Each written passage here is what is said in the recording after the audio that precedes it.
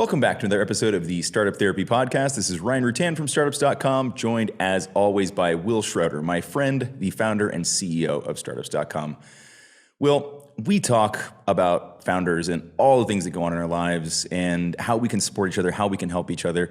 One of the things that you and I make a point of is to ask people, how are you doing, right? You, the founder, not the company, not the P&L, nothing else, not the product. How are you doing? And specifically, how are you doing at home, right? Because we know what work life looks like. In a lot of cases, we have pretty decent insight into what's happening in the founder's life as far as that goes.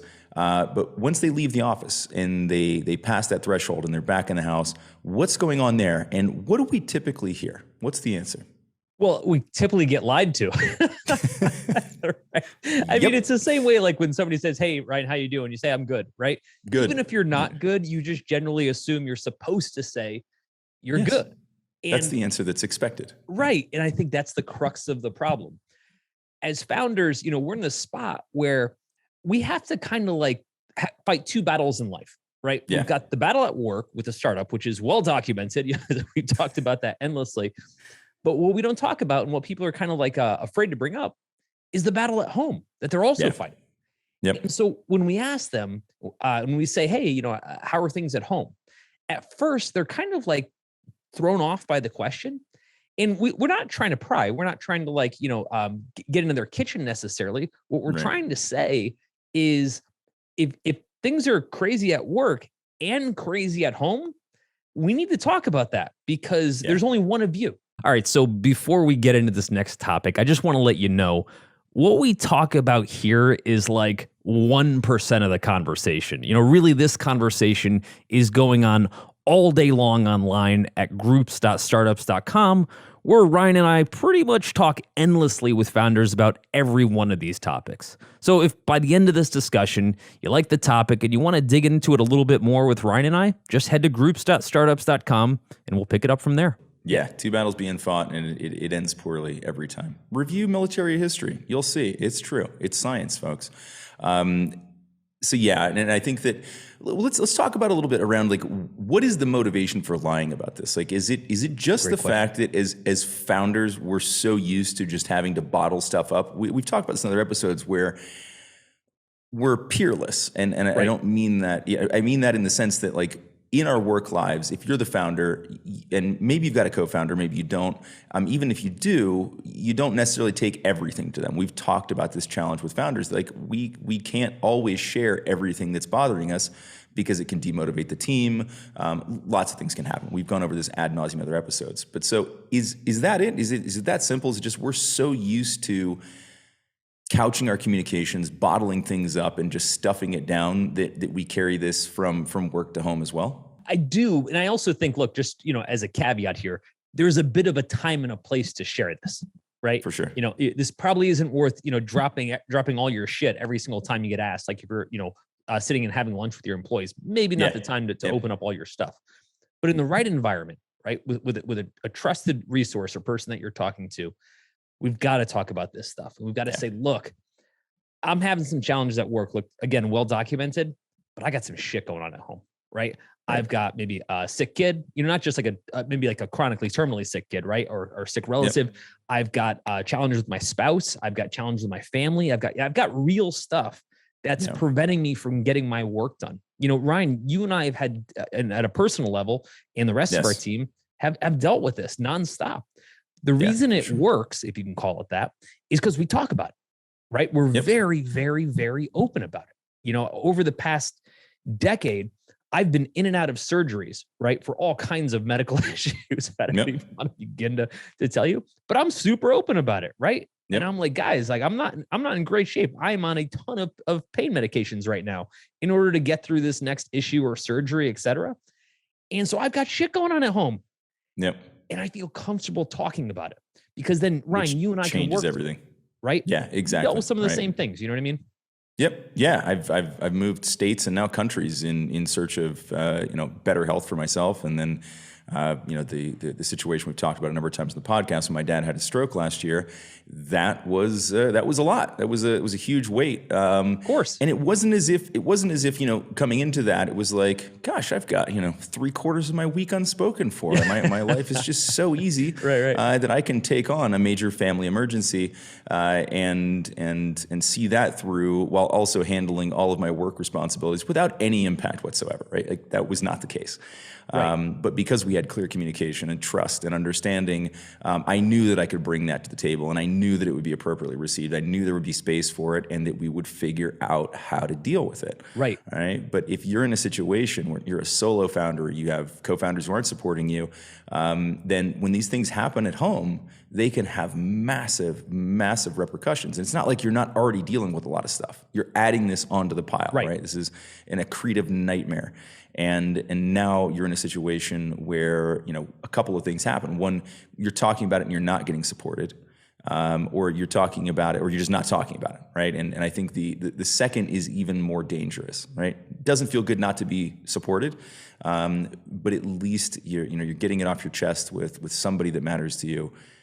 Goes a long way. And I think the worst thing we can do in these situations is just keep it stuffed down deep, and let it bubble up, because it just breaks us. Absolutely. I agree. And so, I always think about everything like in a video game analogy, right? A huge game. Yeah. And I think about your health bar, right? And just that, the classic trope of all video games. And like our startup alone is going to deplete our health bar and get us into blinking situation by definition. I'm going to go a step further, Will. I think both of us have used more than one life token at this point. Oh, there's no question. I've used them all. I feel like we've gone well into negative on the health bar and had to revive ourselves at some point. There is no question. But what happens is I think that we need to recognize as founders, and then as those that are in the founders world. And again, this is also about supporting other founders. Yep. That health bar gets depleted, not just at work. Sometimes it's depleted before we even step into the office, so to speak, right? Life has just torn us apart. Now, this can be, again, it can be home life issues. It could be like we talked about, it could be personal health issues. It could be family health issues. It could be spouse issues. It could be all kinds of things, right? Generally a combination of those listed above. It gets ignored twice. It gets ignored by the people around us, right? Your co-founders, investors, et cetera. And most importantly, it gets ignored by us. Yeah, right? That's the big one. We assume that we're supposed to have a full health bar when we walk into the office, when by definition, it is damn near impossible, right? Take any parent that just made it through COVID, right? Watching and schooling kids at home and pretending like they've got a full steam of energy, right? Yes. Headed into the workday. Absolutely ridiculously not. And for us to ignore that, right? Or again, back to the premise, not be able to talk about it. Yeah. So when we ask somebody, when we ask a founder, or when we're being asked, how are things? We should be able to say, a little bit fucked up right now, right? Yeah. Got some things going on, right? I'm in year 2 of schooling kids at home. Guess who's not there? A teacher to take care of these kids all day at home, right? So that's me. And it's not like kids are getting straight A's and teaching themselves, right? No. I'm in there dealing with all kinds of stuff. 1 out of 3. Yeah, right. So when I get into this, when I'm starting my day at my startup, it's hard. Take it a step further, right? Maybe I'm having serious depression issues, right? Yeah.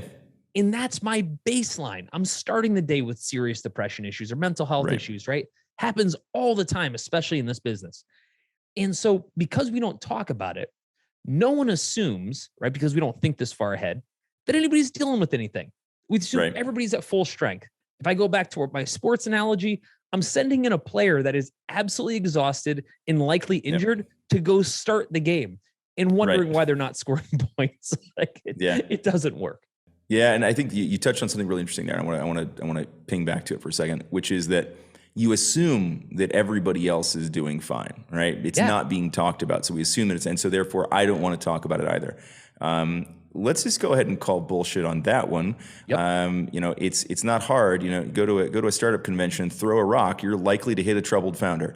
Right. It's not hard to find. It can be hard to uncover. All right, for the reasons you just listed. We're just not talking about it. Everybody looks around and assumes that, you know, the Instagram moments are the truth, and that everybody else is hunky-dory, and then it's just me that's suffering. And so therefore the best thing to do is to just try to go with the flow, you know, look as status quo as I can, and fit in. Right? At what point am I willing to come out and say, look, I don't feel good and I do need help? It's really tough, because if you're not seeing that demonstrated around you, the admittance, right? The being able to vocalize and say, I don't feel good, is pure risk at that point, Right. because you have no idea what the reactions are going to look like, because you're not seeing it happen anywhere else. So founders, if you're feeling fucking awesome right now, great. If your home life's great and your business is great, great. We're really happy for you. You don't exist. Seek out but great. somebody. I did start to see a horn growing out of that person's head, just a single one right in the center. What I was getting at, though, is go find someone else and ask them, and be honest, and get them to be honest, because the likelihood is there's somebody very, very close to you right now in your founder circle who is not feeling awesome and could use a little bit of your greatness. But it just takes opening up these conversations. And again, like it also doesn't have to start with co-founders or other founders even. This can just be people from your social circles. Right. We've talked about this before. They're never going to have the same level of understanding or empathy, right? So you will struggle to help them to understand. But you and I have talked about this before, and we both have a lot of personal experience with this. Sometimes you just need somebody to listen to you. Right? Sometimes you just need to get it off your chest. Sometimes it doesn't matter if they can be more than sympathetic. Of course, better if they can. So this is why, you know, having founders in your circle is important. But if they can't, at least you can air some of this stuff out. Sometimes just hearing yourself go through it helps a ton. But let's not stop there. Well, look, and I don't think people have a good sense for how important the superpower of home is.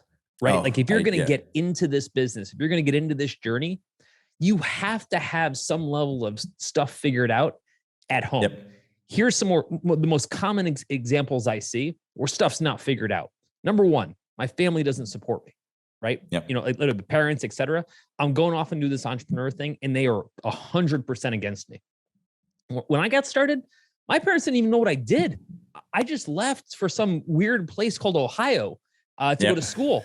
And they were like, I don't know what he's doing or where he's going. And I had nowhere to go back to. So like, if things didn't work out, I couldn't move back home. Like my parents were gone. And so like not having that support did not make it easier to get started. Right. Yeah. An example of not having the superpower at home. Another example, we go to start our thing, but our spouse isn't on board. I see it all the time. Again, people don't talk about it because it's, you know, they think they should be embarrassed by it or ashamed by it. No, most people aren't on board. This is a weird friggin' path, right? This is like a regular thing to do. Yep. The spouse is saying you're giving up 50% of our income, or you're giving up 100% of our income if they're the sole breadwinner. We see this type of thing happen. And it is. And not without reason, right? Yeah. It is scary. And it's even scarier for the people who are around us who don't have the full context, right? As the founders, it's all trapped in our heads. We know everything that we want this thing to be. We know the risk. We know what we've calculated, but we're not spending time to make everybody else understand it as well as we do. We can't. And so that manifests in you know, either lack of outright support, or in some cases, actually attacking the idea and trying to, you know, destabilize and get them to change their minds. I have never experienced that personally. I experienced the lack of support, and there was a little bit of passive aggressive when I decided not to pursue my graduate degree. There was a little, which was on scholarship, and it seemed like a great thing to go and do. There were some questions, right? They were like, why are you doing this? What exactly do you think you're going to gain from this? Why would you want to do this instead of this very defined path? You're going to go do this thing that maybe pans out or turns into something someday, versus what looks like a very concrete path forward. So it wasn't that there was any any derision or any angst or anxiety around the startup itself. It was around the decision. It was the opportunity cost. It wasn't what I was doing. It was what I wasn't doing because I chose startup. And this happens all the time. And I think that's an important conversation to have with ourselves, but also with that spouse. And I would put it like this, if you wanted to frame it. I have to go out into the ring in the hardest boxing match I'm ever going to have in my life. Yep. The only way I can guarantee I won't win it is when the bell rings and I have to go back to my corner. I don't get punched right in the privates by you, right? Like as soon as I go to recharge, right?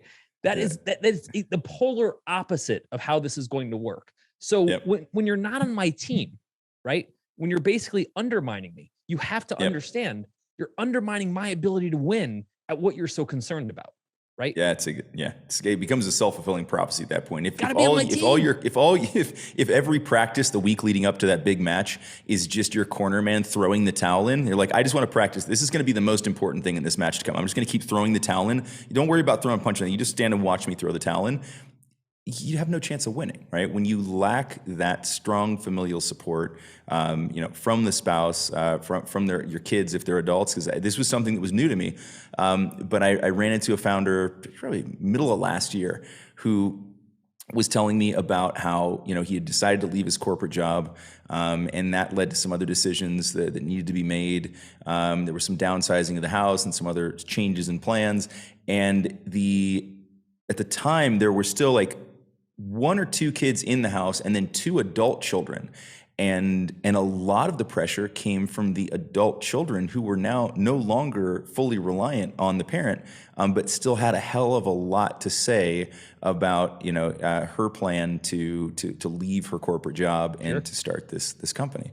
That was a first for me. I of course, kids factor into this decision heavily, but that was the first time I'd really seen the child as advisor, as opposed to just the child as a consideration from a bottom line perspective. Sure. Pretty interesting. Well, but I think that in every case, we've got to be deliberate as the founders of saying, look, I've got some stuff I got to fix here, right? Yeah. Here's what I think we do. I think we say, oh, well, people have problems at home. I have problems at home. And they could be anything. It could be health problems, spousal problem, you name it, right? Yep. And that's just the way the world works. And so I'll just deal with it like everybody else does and go to work. And you can, exactly. And people do, and people have figured it out, right? It's just really unhealthy, really epically unhealthy. And there's ways to address it. And again, it starts with being able to talk about it. It starts when you're sitting, among your co-founders or among other founders, et cetera. I'm using them as an example in saying, hey, things are a little messed up right now. Like I need some help working through this because I need to recharge, right? I've come to you and Elliot and the rest of our team, and I'm like, guys, I am taking a catatonic number of nerve blockers in order to function during the day. Guess what? And then 2 minutes later, you would tell us the same thing. And then about 7 minutes later, you would tell us the same thing. I'm laughing, but it was horrible, right? It was true. It was bad. But I have to be honest about it. Here's the funny thing, Ryan. 10, 20 years ago, I wouldn't have been, right? 20 years ago, I would have never brought it up. I would have just... Boy, would I have had a lot of questions if we hadn't talked about it. Yeah. I mean, the fact that I can't remember anything, that's a question. But it changed. At some point... I felt like I had a safe space to talk about this stuff, right? And all of a sudden, once I did, it solved so many problems for me because I always thought like, you should be this tough leader and you should fight through the pain. And no matter what's happening, you should never talk about it, pretend like it doesn't exist because otherwise people will think you're weak. And you know what? Maybe that's true, right? But for the 10% of use cases where it's true, it's a total bullshit excuse in the other 90%. Yeah. And it prevented me from getting healthy when I needed it. It prevented me from mentally being at my best when I needed it. It was a disaster. And I think, again, among other folks in the organization, I think if they see that behavior and they're like, oh, it's not okay to talk about what's happening at home, they adopt that.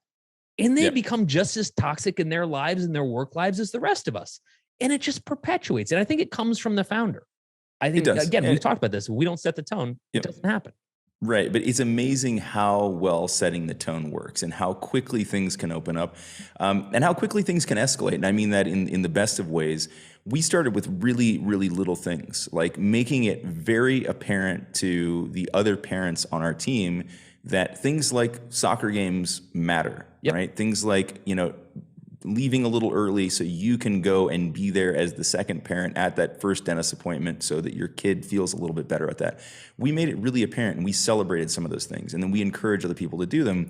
And even just with little things like that, then it opened the door for bigger and kind of escalating discussions of things that were deeper, more personal, more important, more impactful. And so it was really interesting to me that we didn't necessarily have to fully escalate those things ourselves and sort of show everybody this is okay. Right. It was, open the door for any level of personal discourse and dialogue. And now we have a conversation. And now people are talking about this stuff, and now people are feeling better, and they're finding their own things to talk about. They're not just mirroring us, and I think that's important. And I want to back up on something else that you said that I thought was really interesting, and sort of a key insight for founders. And that's that we don't always have to be all of anything, right? So you were saying, I have to be this person who charges through, the walls, and I always have on a strong face, or I have to be this, emotionally intelligent leader who shows vulnerability. Yes. And you can be both of those things. What we tend to see is that people pick one of these tropes and just sort of stick to it. You're like, I'm either the stoic or I'm constantly weeping. Well, you don't have to be either. You can definitely be both. And both of these things matter, right? There is a time and a place, to your point. They're 10% of the time, it's really valuable to just show your team, I'm just going to plow through this. I'm not going to let this get the better of me. I'm going to motor through. When you feel like you can do that, I'd argue that happens when you've got a full health bar and you're being attacked by something, sure. Right? But if your health bar is being depleted by both sides simultaneously, and you've got E Honda on this side and E Honda on that side, and you're just getting the thousand hands death from both sides, right? Like, it ends poorly, right? You're being depleted from both sides. And so let's talk about that for a minute, Will. Like, how important it is to have outlets for both sides of this conversation, the work piece and the home piece, and specifically how those two things interrelate.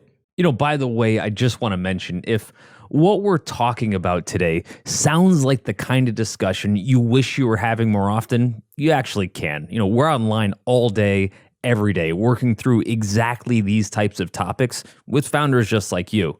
So any question you would have, or maybe some problem you just want to work through, we're here and we love this stuff. And we're easy to find. Head over to groups.startups.com and let's just start talking. As a community, right, in the startup ecosystem, the first step is we have to be okay talking about this stuff, right? 100%. At the very least, we don't have to feel attacked by the question, right? Right. So when I sit down with a founder and I ask them, how are things going at home? And again, usually they deflect a little bit. If we have a good relationship, they'll open up a bit. And I'll say, look, I'm asking because this entire thing is part of the journey, right? Yep. We're used to like a W-2 job where you clock in, you clock out, and your entire world starts and ends at that 9 to 6 schedule, right? That's it. Right. But what we don't realize with this one, that's not the way it works, right? Our entire 360-degree view is really important here. And I'm saying, look, if things aren't going well at home, if you've got a total shit show going on at home, I guarantee things aren't going to go well at work, right? So let's look at the whole picture. And more often than not, because our startups are so demanding, it creates the problems at home, right? We're like, oh my God, startup's going great. Guess what? If your startup is going really great, it means someone's seeing less of you. Ergo, there's a problem brewing, if not, it hasn't exploded yet. These things are tied. I don't understand why up until now, this has always been considered two sides of a conversation. And again, now that I say it, and I look back and I'm like, wow, I always considered them two separate things, church and state, right? You don't talk about your home life. Your home life is a totally different battle that has nothing to do with, but I've never come into work having a shitty day at home, being like, ready to kill it right now. None of that mattered. It depletes you. And I think in a lot of cases, in my case in particular, I use my spouse as a sounding board, right? I know you do the same thing. And so when things are, tense at work, or I'm worried about something, the things aren't going the way I want, customer acquisition is not hitting on all cylinders, whatever it is, I have somebody at home I can take that to. Mm-hmm. And we can start to take that for granted. I mean, we talked about what a superpower it is to have that person. Right. Right. But it's also not a permanent state, right? Right. And it's been interesting. There's been a few times over the last couple of years where the level of support that I've gotten has been diminished, right? And this is not any type of an attack on my wife, because she listened to this podcast and I fear for my life. No. It's because she had other things going on and that were important and valuable in her life, which meant that she was just a little less there for me in those moments, right? Which is to say that she goes over the top to be there for me most of the time. Yep. But I felt it. I really felt it. I mean, one of them was an extreme case when she had COVID and was just out of commission for 3 weeks, and I was dealing with trying to make sure that she was good and that she was taken care of. Go see her.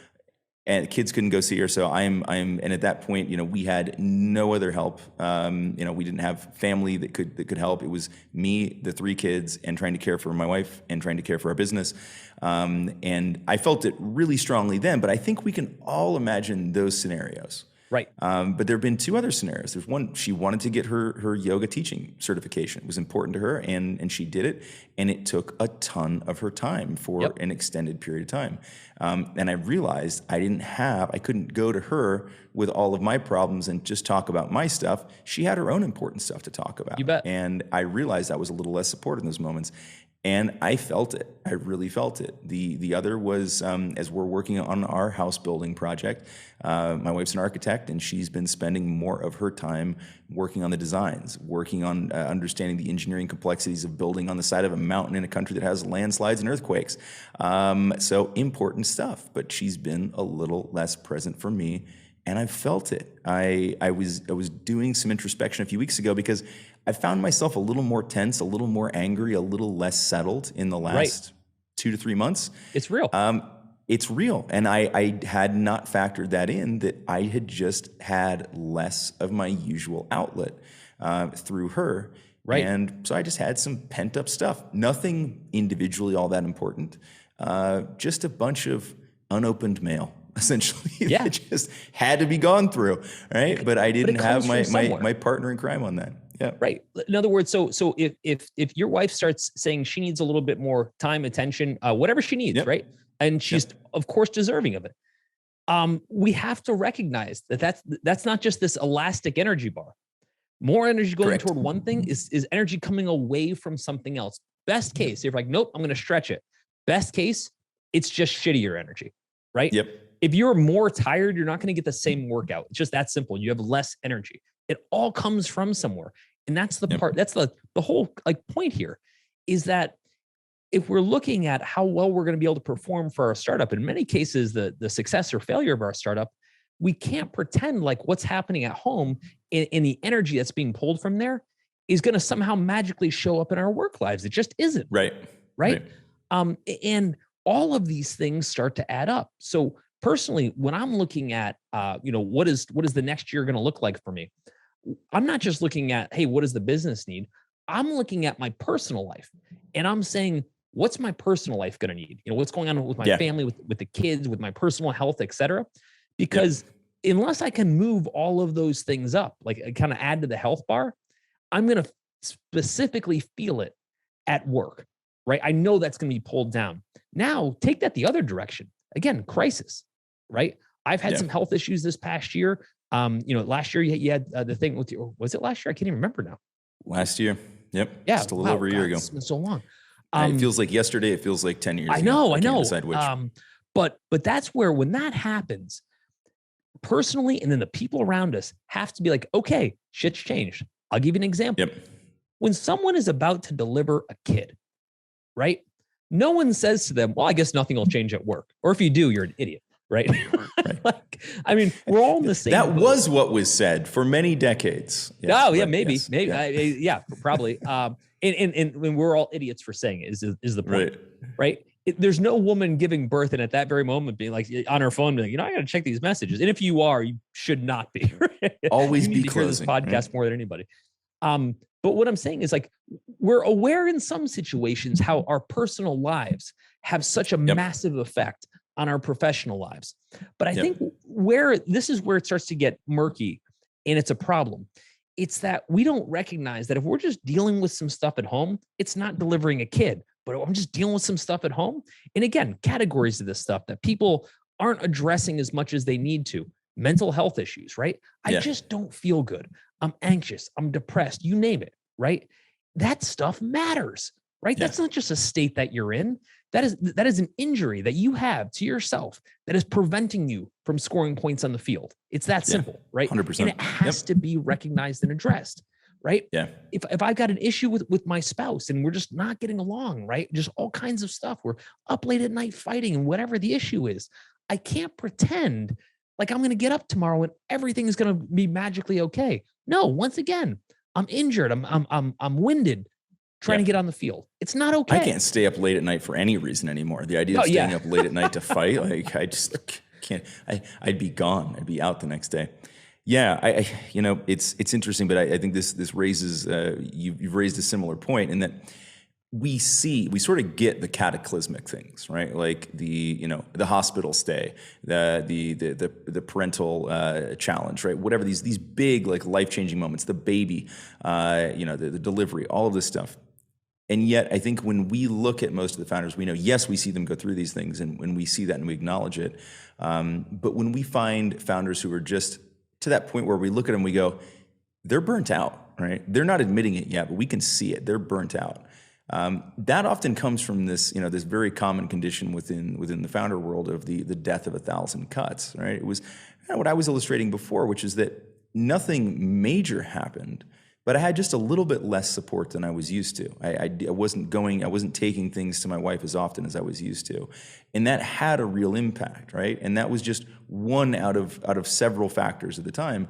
And all of these things start to stack up. And so again, like as founders ourselves, trying to have some level of self-care, we need to be aware of these things. We need to be clear that it's not just the major stuff that matters, it's the collection of little things as well. And as founders who are trying to care for other people around us, it's important that we dig in and that we look for these things and that we help people to talk through it, to unearth all of these little things that are impacting their ability to have the energy they need to be a good founder. All right, so that was fun. But let's actually keep this conversation going. You've heard what we think about this, but Ryan and I would really like to hear what you think. And we're online like all day long, pretty much talking about every startup topic you could think of, from fundraising to customer acquisition to just really how to get all of this crazy startup stuff out of your head. And there's tons of other founders just like you. They're weighing in on these topics, so you'll get a chance to just hang out and meet some really smart founders. We're also super, super easy to find. You head over to groups.startups.com and let Ryan and I hear what's on your mind. Let's get to know each other a little bit, and let's just start having more of these conversations.